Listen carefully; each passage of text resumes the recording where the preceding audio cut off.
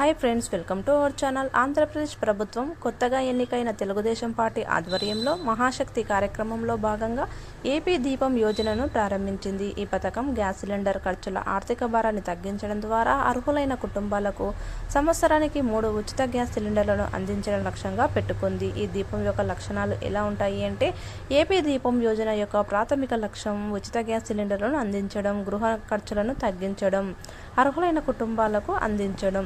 AP దీపం యోజనకు అర్హత సాధించడానికి అభ్యర్థులకు ఇప్పుడు నేను చెప్పే ప్రమాణాలు అనుగుణంగా ఉండాలి. ఆంధ్రప్రదేశ్ వాసులై ఉండాలి. ప్రతి ఇంటికి ఒక గ్యాస్ కనెక్షన్ మాత్రమే అనుమతించబడుతుంది. 1 కంటే ఎక్కువ గ్యాస్ కనెక్షన్లు ఉన్న కుటుంబాలు అనర్హులు.